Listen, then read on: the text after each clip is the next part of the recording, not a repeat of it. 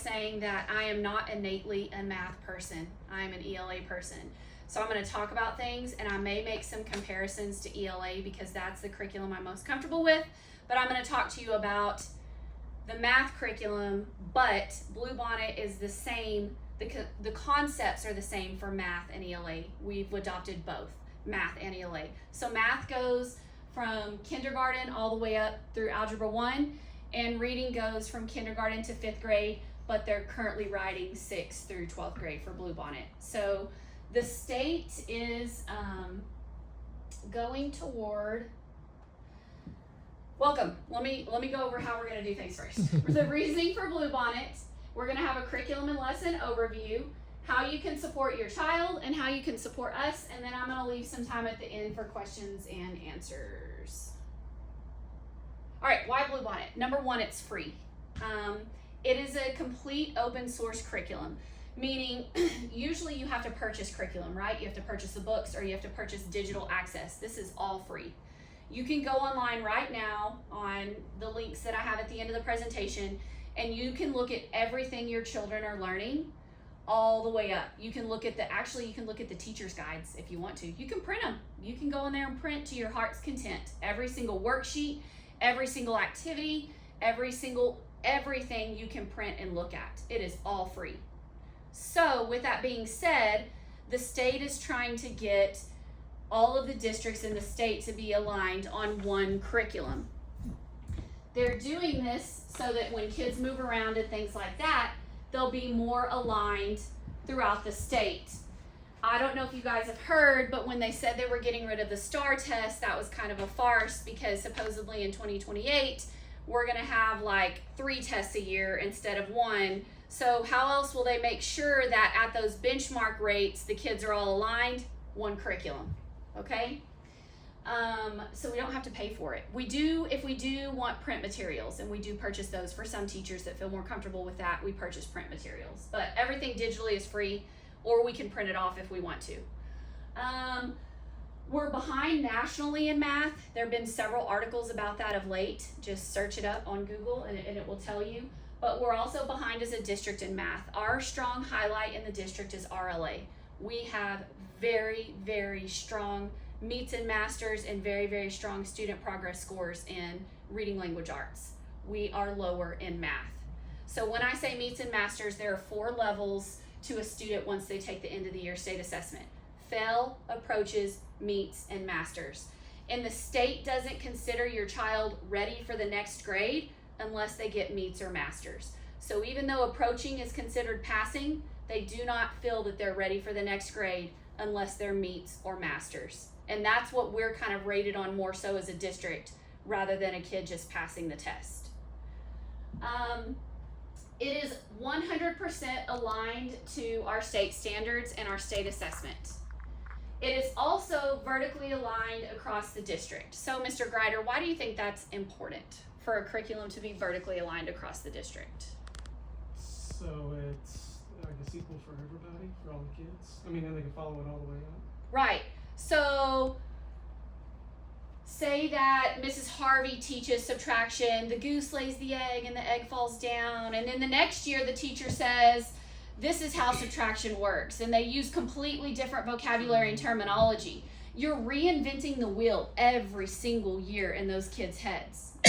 But when you have a vertically aligned curriculum, children are able to hear the same exact vocabulary every single year from kindergarten all the way up. So take the word text features. I hadn't heard that term before. It's the little pictures on the sides when you're reading a story, okay? They're calling them text features in kindergarten, and they're calling them text features all the way up until 6th grade. So the kids know when it comes to a state assessment, when they ask about the text feature, they know exactly what it's talking about. So the vocabulary is aligned all the way across the board. And so are the problem-solving strategies.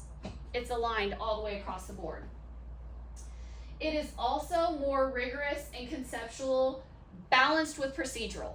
So I bet a lot of times when you guys work with your kids on Bluebonnet math, you think to yourself, this is not how I learned math. This is not how I do math, correct? Because When we were younger, there was a very procedural way to solve a subtraction problem or an addition problem or whatever. And you were taught one way to do it. This is the way or the highway. But now when you walk into Miss Sproul's class in 2nd grade, she pops a 3-digit minus 2-digit problem up on the board, and the kids are all sitting in front of her, and the first thing she asks is, how many of you can solve this one in your head?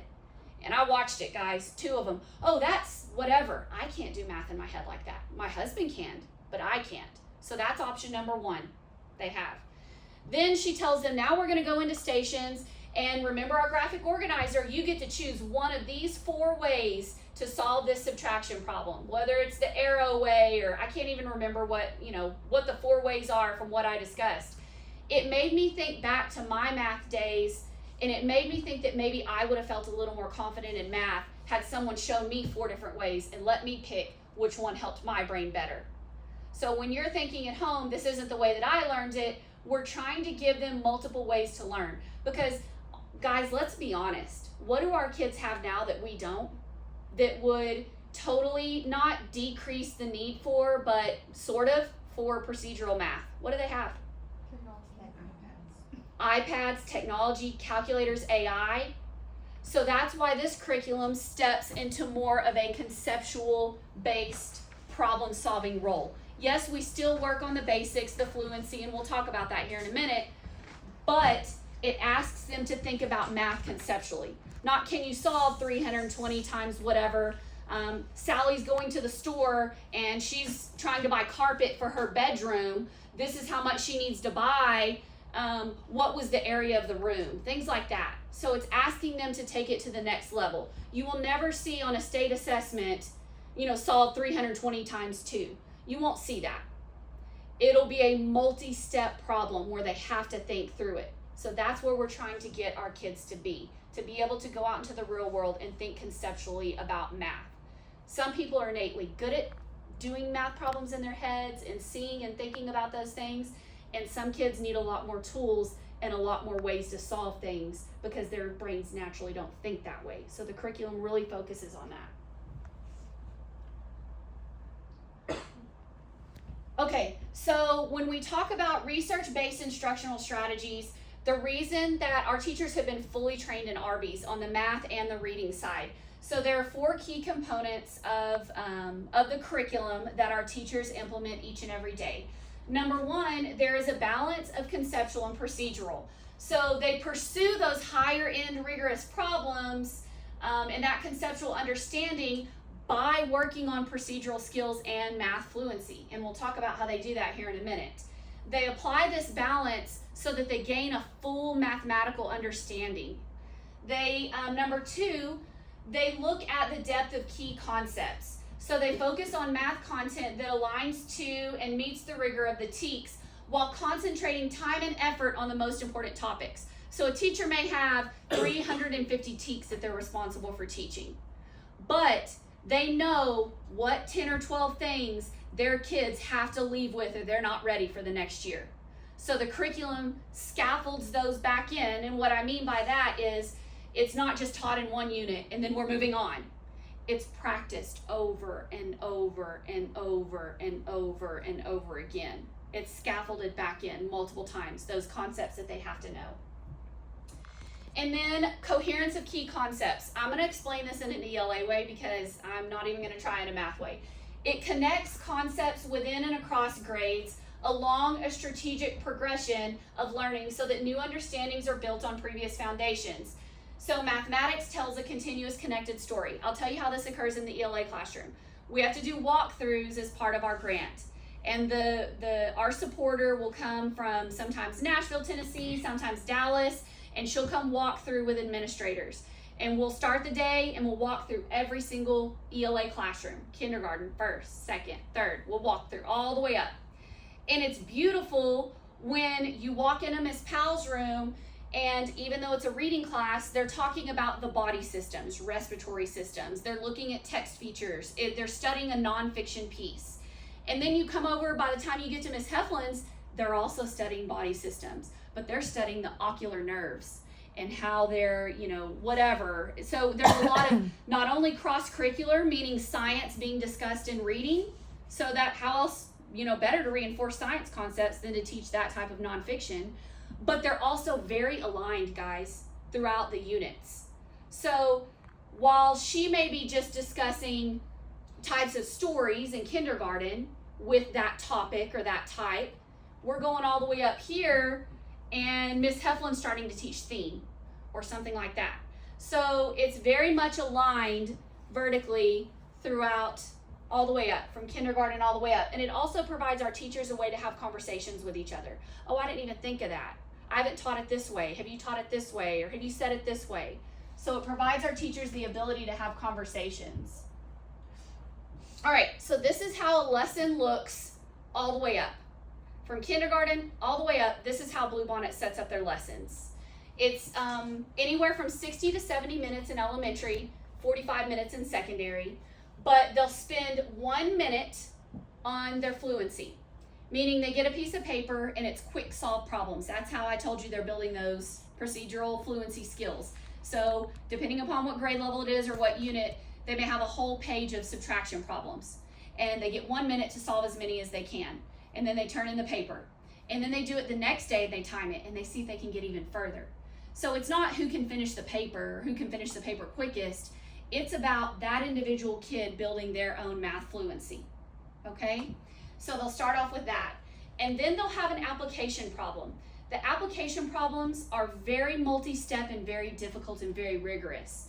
The goal of the application problem is to just get them thinking, is to just start off conversations. They'll get about 3 to 5 minutes to answer that. It's difficult, it's multi-step. Again, the goal is not to get it right. The goal is to then have a conversation with the teacher. Oh, what did you think? Oh, okay, that's how you solved that. I like the way you're thinking. What did you think? And then the teacher solves it with them, and the kids are able to get a positive view about math, that it's okay to make mistakes. It's okay to struggle through thinking. It's okay as long as you continue to try to solve that problem. And then next is the concept development. This is the big chunk of the time period. This is when the teacher follows the I do, we do, you do model. I'm going to show you about today's topic. Let's practice a few together.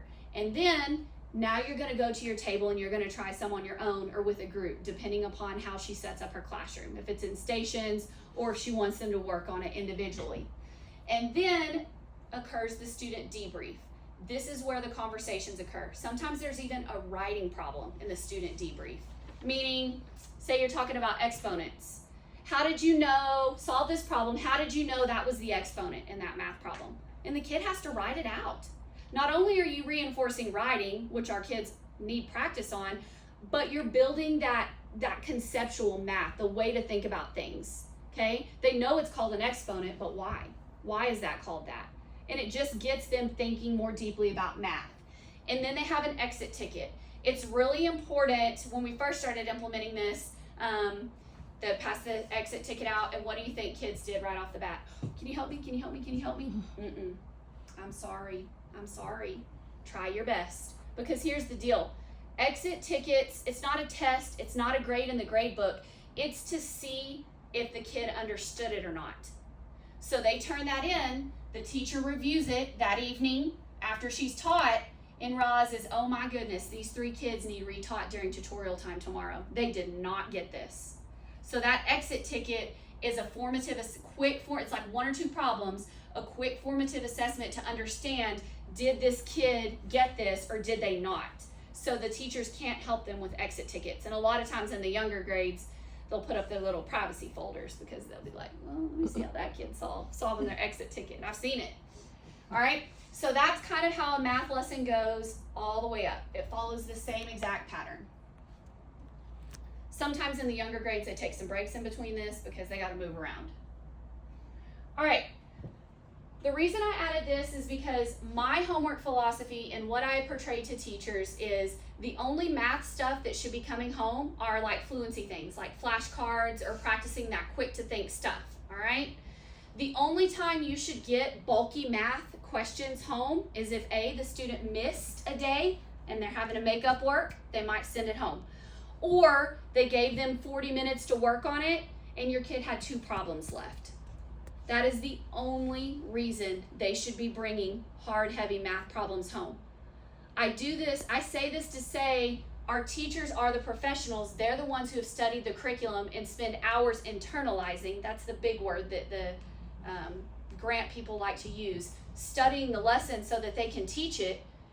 But it also causes frustration at home, doesn't it? So what I would rather you do is encourage curiosity with your kids, read together, have conversations, decrease screen time however you may. Let them know that failure is a good thing, okay? Please, please, please let them know that failure is a good thing. And we'll talk more about that here in a minute.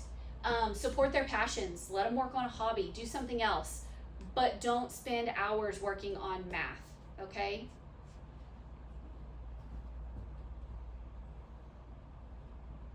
All right. One thing I want to talk about on grades and assessments is that we now have with Bluebonnet, we have a program called DMAC. It's where we store all of our student data. I can pull up how a kid did on their state assessment 4 years ago. We are putting all of our unit assessments in DMAC. So why would we be having our kids take every unit assessment online starting in 3rd grade? We've done them on paper in the past. How do they test at the end of the year? On the computer, and we can't get around it. They have to test on the computer.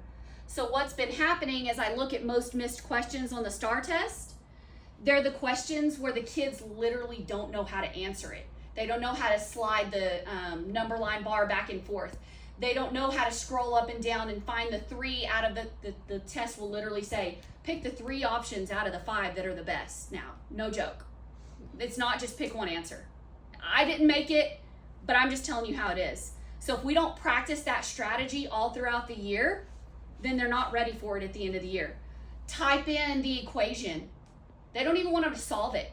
They'll ask kids in 5th and 6th grade, type in the equation that would solve this problem. And the kid has to put 2x3 equals, and just leave it. So they have to know how to solve. They have to know how to solve and work problems online. So all of our unit assessments starting in 3rd grade will be online. There's typically around 11 or 12 units per subject area. All of those will be online. Those grades are also going to be the grade. And here's why. We won't allow corrections on unit assessments. So many times I've heard, my kid made A's and B's all year. Why did they fail the STAR test? So if you look at your kid's purple folder and you see that they made this on the unit assessment, that's probably what they're going to make, something around that on the STAR test. And we set goals for those students and we have conversations with them. Now we may give them a 10-point curve in grades 3 through 6 because you also have to understand, you remember how we talked about fails, approach, meets, and masters? You know how the state decides what those numbers are? After the test is given, we don't even have a target, guys.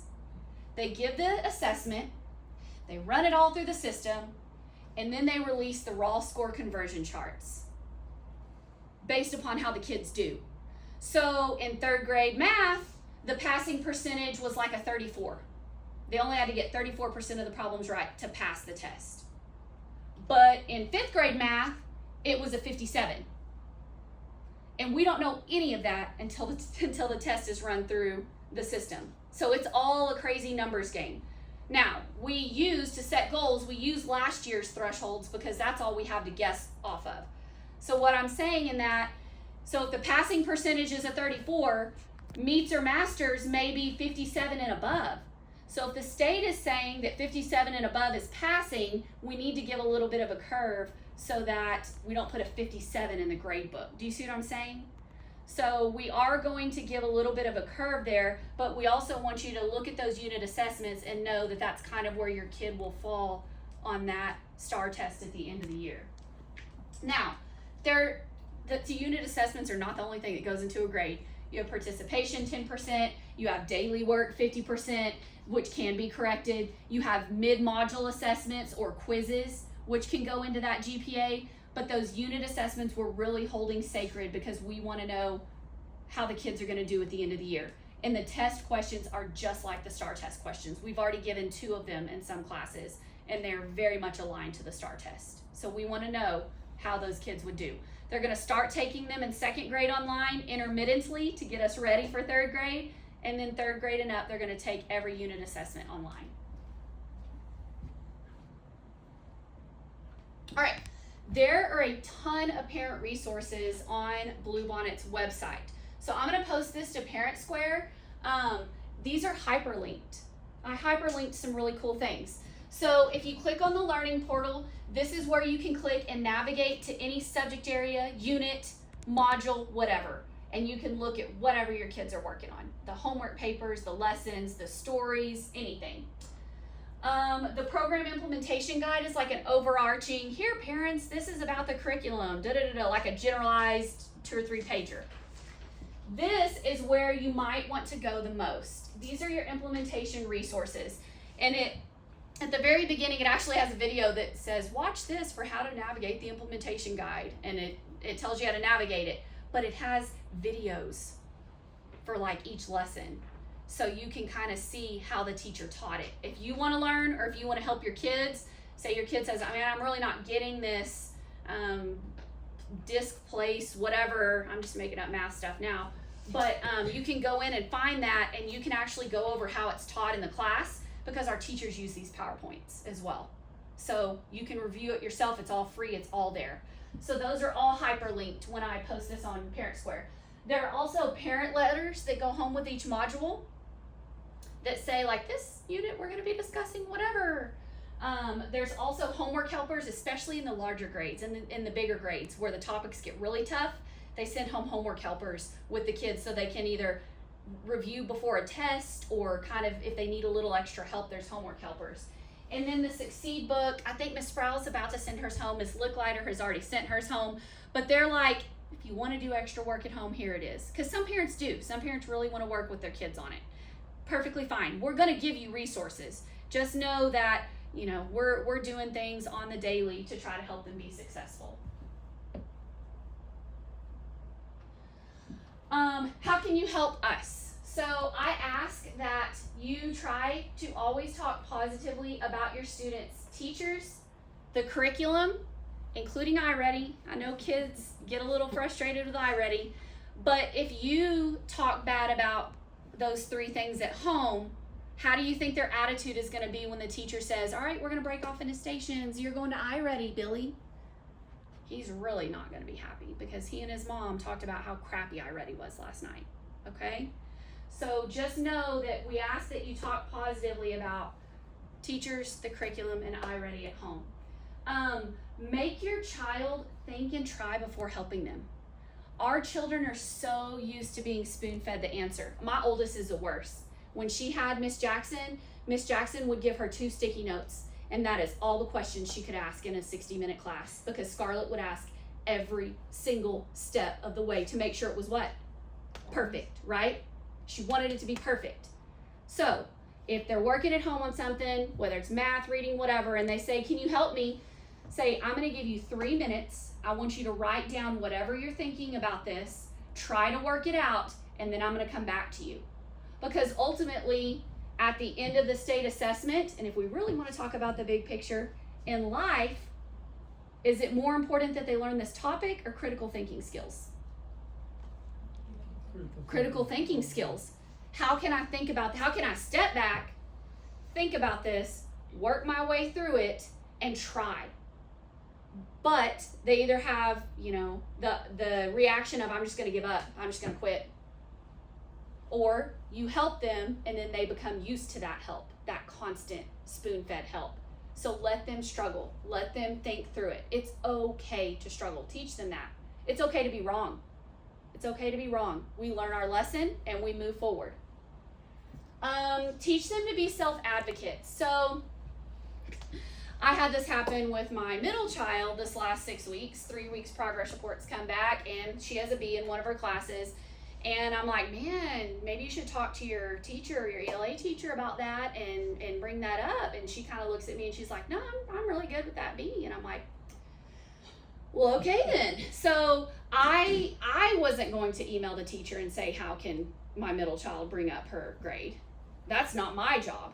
Teach your kids. If they're struggling with something, ask.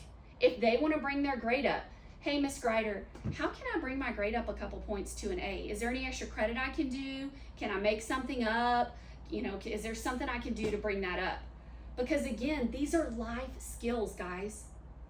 If you always come in and help and stop and advocate for your kids, they won't learn those skills on their own. And then when they have a job in the real world, they won't know how to self-advocate. So, as hard as it is to step back and just tell them to self-advocate and try that, now there's always a time and a place. They've tried it, they've talked to the teacher, things like that. Yes, reach out. But try it first to teach them to be self-advocates. You know who I see doing it the best? Miss Josie and Miss P out in pre-K 3. So-and-so pulled my hair. Do you think Josie walks over and says, hey, please don't blah, blah, blah, blah, blah? What is the first thing you say, Miss Josie? Use your words and go tell them yourself. Tell them, I don't like for you to pull my hair. There you go. Self-advocate, okay? We have Hornet time in secondary, and it's like a tutorial period for 45 minutes each day. And I use ChatGPT to switch up the groups. They're all intermixed, grade levels, kids, whatever. And so this 6 weeks, Friday I released the potential, Hornet time after I plugged it in and refixed the spreadsheet. And I had 2 senior girls come to me. Miss Parker, is there any way that you could switch our groups? It's not that we want to be together, but we have the same teacher that we had this last 6 weeks. Man, absolutely. Thank you for being a self-advocate. I appreciate that, and we will get that taken care of. You do know there are 6 weeks, and you may get the same teacher because there's not that many, but for this next 6 weeks, I'm going to make sure you have a different teacher than you had last 6 weeks. Teach your kids to be self-advocates. All right, the other thing is how did Bluebonnet come about? So a few years ago, we started implementing Amplify and Eureka. Amplify for ELA, Eureka for math. Every 6 weeks, the teachers had to fill out a survey that went to the state. And it said, what do you love about this curriculum? What do you not like? What needs to be cut? What could be added? They took those surveys and they made Texas Bluebonnet curriculum. They cut things out. They put stuff back in that our teachers said, and this is completely open source, meaning, yes, there are some mistakes. So all the teachers have to do is click submit feedback. Number 37 has a problem in the blah, blah, blah, blah, blah, blah, blah. But here's the beauty, guys. When you click submit feedback, parents can too. It asks you, what are you? A parent, a teacher, a whatever. I really don't like this story. It's inappropriate for my child's grade level, da, da, da, da, da, da. Submit. And then the state uses that feedback to alter the curriculum. So if you have a problem with the curriculum, literally anyone, this is in the kindergarten foundational skill, I just clicked on the first thing that was at the top.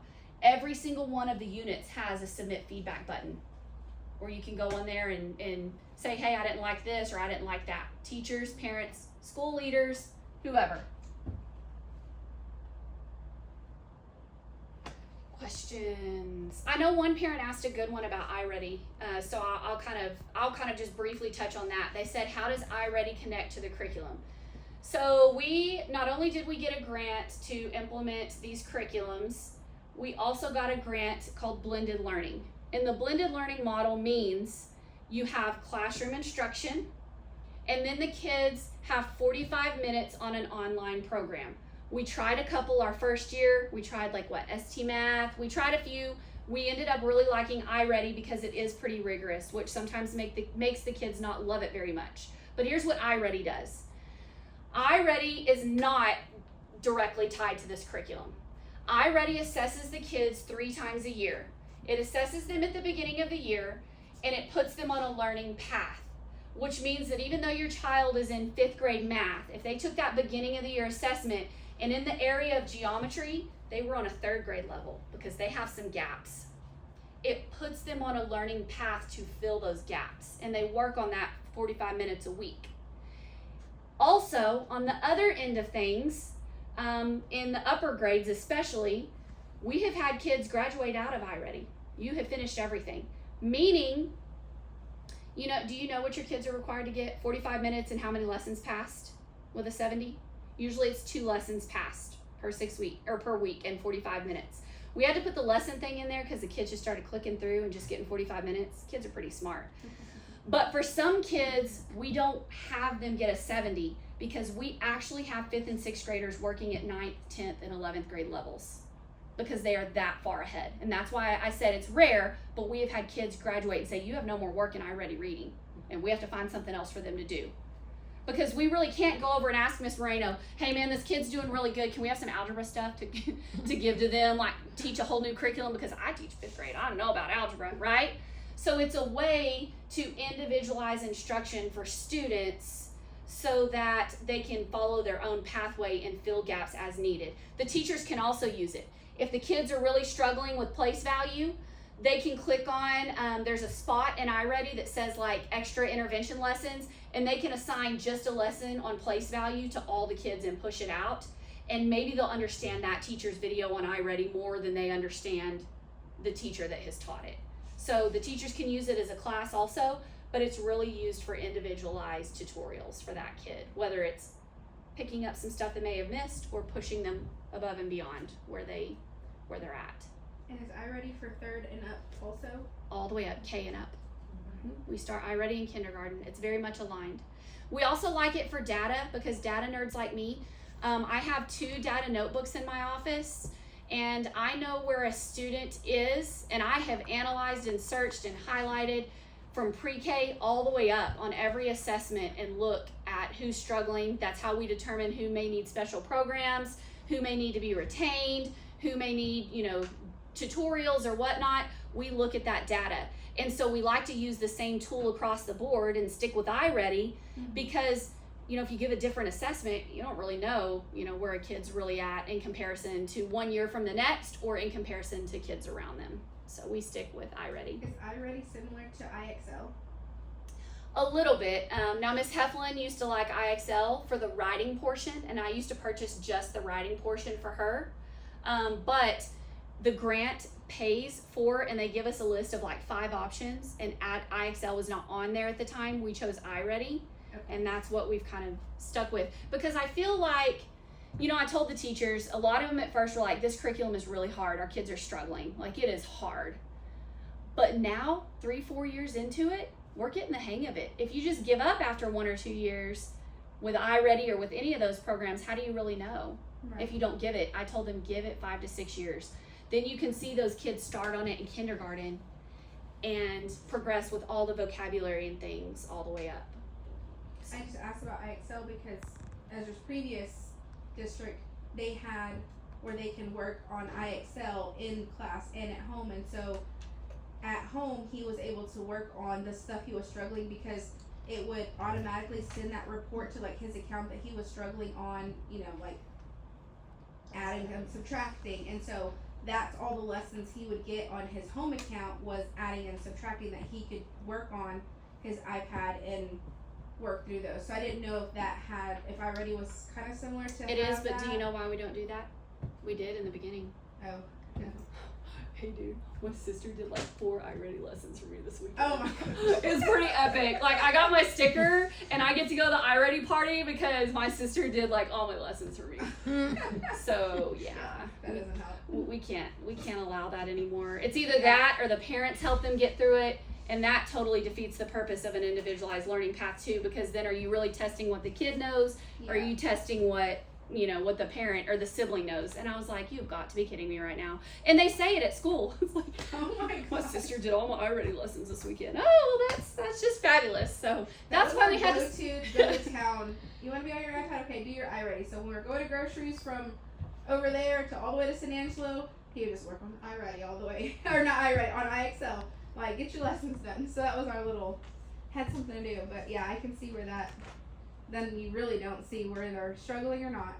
Yeah, so there's some things we'll let kids work on at home with, like any of this curriculum stuff. The extra, what are those books called? I have to ask every time. The book they send home, the extra book. The Succeed. Yes, the Succeed book. Any of that is just fine, but I would avoid like iReady and things like that, because we want to monitor like that at school. Same through like AR have anything tests. they could do at home that is similar, like online, to get them, like you were saying, like answering the questions or something, or even like if it's Thanksgiving break or Christmas break, something that we can continue to still implement that is the same type of like answering stuff on the screen or something? Yes, so there's at actually home. star practice problems for parents at home for you to log in your kid. You don't even have to have a login. You just say, I want them to work on whatever, and then you can actually practice the star assessments online. Okay. You can just go to TEA's website and you can practice like the actual star assessment online. Okay. Any other questions, comments, concerns? If y'all have any questions, like I said, I'm not a math person, but I will reach out to one of my math experts here and get back with you. But I just kind of wanted to have a math night where you guys would understand why we're trying to align ourselves and why we're trying to step up our game in the conceptual level of math. So I know it's difficult at home sometimes because it is not the way that you learn things, but we are trying to help prepare our kids in a digital age that's filled with AI and technology, and getting them to think more conceptually rather than procedural. Yes, we're still doing the procedural things, but we're really trying to push them to the next level. All right, I think that's it. I'll get everyone their stickers.